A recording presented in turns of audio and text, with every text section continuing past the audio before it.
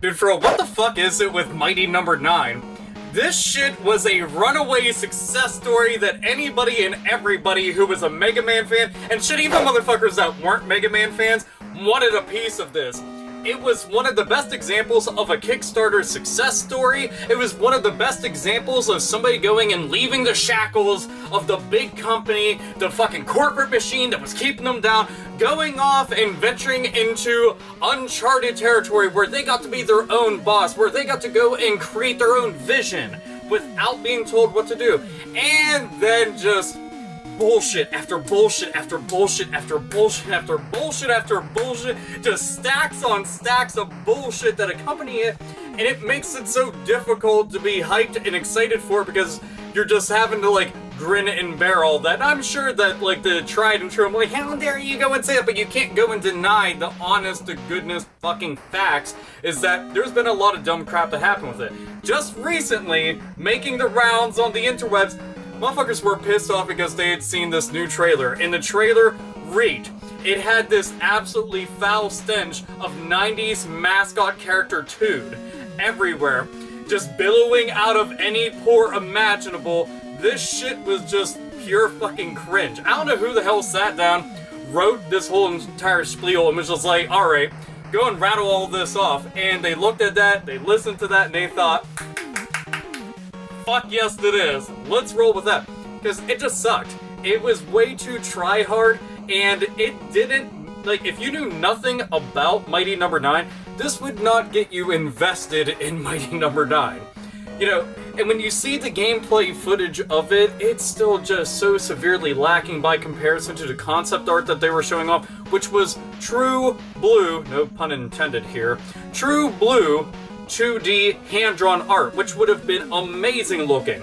I mean, all you have to do is see a company like Vanillaware to understand that's how you go and do shit, like 2D wise. Or you could even look at somebody like, I don't know, over at Sammy Studios. The people that make Guilty Gear, those motherfuckers were able to go and take what is traditionally just a 2D game. I mean, they're still doing like Blaze Blue, Blaz Blue, whatever. But Guilty Gear, they took it, they made it 3D, put it into a 2D perspective, worked just fine, and it was all cel-shaded. Looked fucking phenomenal. This just looks budgeted as fuck. I'm talking even some of the budget platformers that are coming out into indie scene are still looking better than it, and this is one of those things that's bothering a lot of people. Now, granted, you know, aesthetics aren't exactly the most important factor into a game, but they are something whenever you are investing your money into a crowdfunding project to go and get this off the ground and get it onto store shelves and into systems so that you can go and play it. Then all the mighty number delays out the fucking ass. I couldn't believe that they've had so many delays to the point that they even delayed a fucking demo to say that they were sorry for the other delays. So, you've got this really bad fucking trailer that was just like, oh yeah, and there'll be a lot like, you know, anime fans trying to go and take somebody to the prom.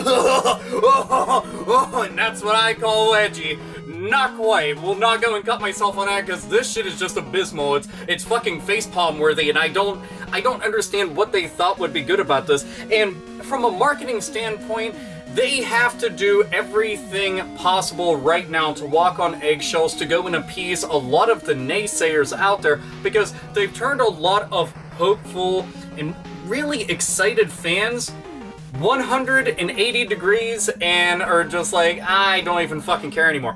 I can't even count the amount of folks that said, you know, I'm kind of embarrassed that I even backed a Kickstarter project. I'm talking tons. I see this shit all the time. Folks who have just outright given up on the game coming out. Many of which said that even when it comes out, they don't even give a shit anymore. And they already paid for the fucking game, and they don't give a shit. I still want to play the game because I personally enjoyed the demo. Albeit it was like, you know, one of the earlier, like, I guess, like, training levels or whatever, so it was very fucking easy, and I was just crushing that shit. I did a Let's Play, if anybody fucking gets bored, it's like, I want to go and see. But I enjoyed that for what it was, but I understand a lot of the anger, I understand a lot of the hostility, and I understand a lot of the frustration that is coming from the fan base because, well, quite frankly, it's warranted. I mean, and don't even get me started on all that fucking drama-related shit with that one chick that was working there, and it just turned into a goddamn fucking circus, and again, just another PR nightmare. And you don't need this kind of stuff whenever you're trying to go and build up your brand. Comcept is a company, granted, they had worked on some shit not many people knew about, but before, they were working on Mighty Number 9, they were working on a couple things, but Mighty Number 9 was going to be the project that made them. Then the whole thing with fucking Red Ash, that debacle right there, fucking blew up in their face, and then they had the anime to go along with it, and I was excited about a spiritual successor to Mega Man Legends, but the timing of it was very bad. No matter how anybody goes and looks at it, and I can definitely agree with that, it's one of those things of, why didn't you go and finish Mighty Number 9, then announce some shit like that? And did it really need to be crowdfunded? And whenever it failed miserably, then it turned out it didn't need to be crowdfunded because a publisher went and picked it up. So it was completely redundant. Was this just a way for them to go in and get some kind of notoriety and attention for the project? I have no fucking clue whatsoever. I can speculate until my fucking face turns blue, but still, this trailer was fucking wretched and terrible. I'll leave it in the description so you can go and check it out and watch it, and you'll probably just have the same exact face that I did the whole time.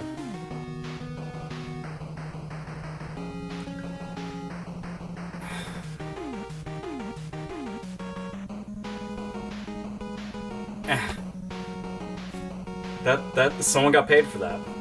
That's what hurts the most. Someone was paid to compile all of that together and put that out.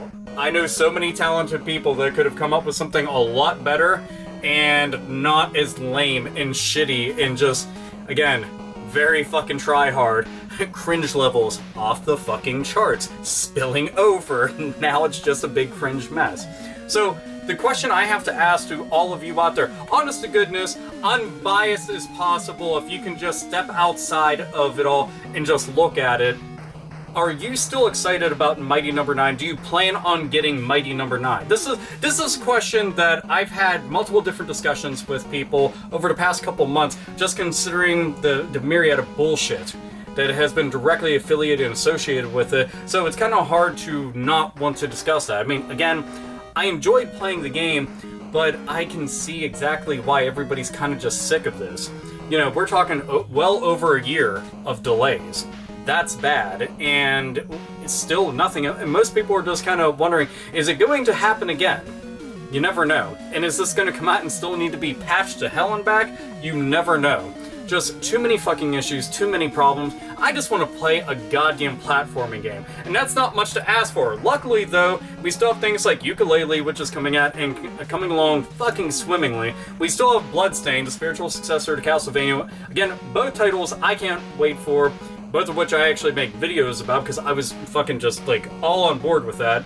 I mean, we got the fucking Castlevania Godfather, and then the actual Rare staff working on separate games, and they were both titles that are very important to me growing up, as is Mega Man. But with this, I'm just like, why is it turning out that way? And then we're still wondering what's going on with Capcom.